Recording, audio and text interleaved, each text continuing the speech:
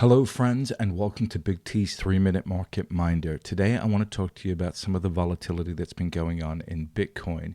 You can see here Bitcoin was trading around $12.50 a Bitcoin. This was post the SEC decision not to do a ETF. And then all of a sudden, we've started to see Bitcoin prices come down.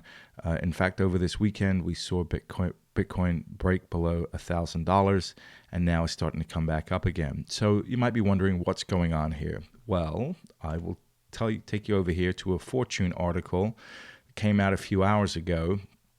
There is a big internal nerd war. That's the only thing I can call it going on over at Bitcoin. And it has to do with scaling, right? It has to do with being able to process a lot more transactions at the same time. Right now, Bitcoin can only process about 3 transactions a second.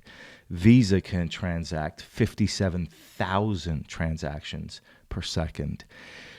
Because Bitcoin is becoming so successful and so popular, and because there's this tremendous bottleneck, it's now more expensive to process a transaction through Bitcoin than it is through PayPal or it is through Visa. That's never happened before. It's a big deal.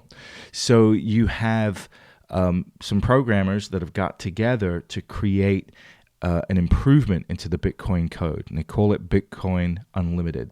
And what it's supposed to do is remove this bottleneck and actually allow Bitcoin to scale.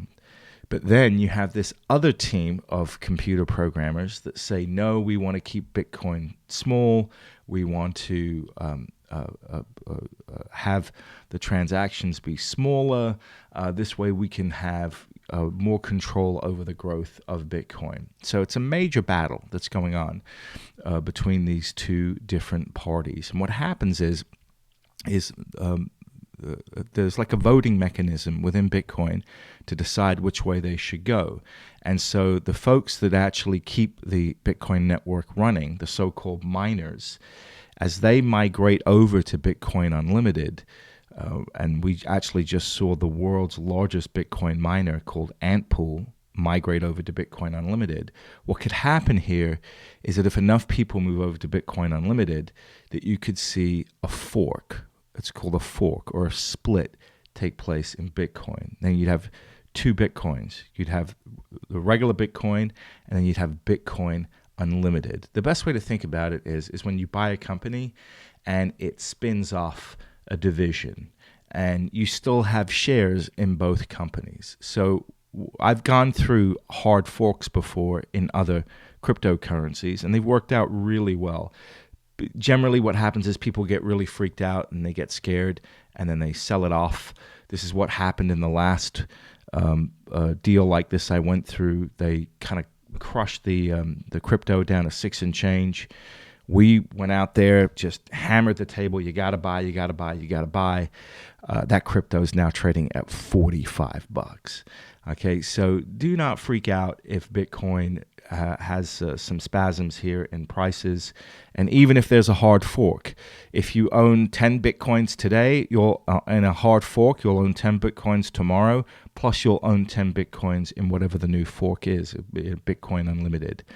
So don't stress out. You will see some volatility if we do have a hard fork, but it's not the end of the world. We've gone through a hard fork before in other cryptocurrencies and done incredibly well. So keep your head as those around you lose theirs, and you'll continue to do extremely well in Bitcoin. And if you haven't bought Bitcoin yet, this is a great opportunity to get involved. All right, friends, that is enough out of me. I will catch up with you in the next video, and I want you to always remember, let the game come to you.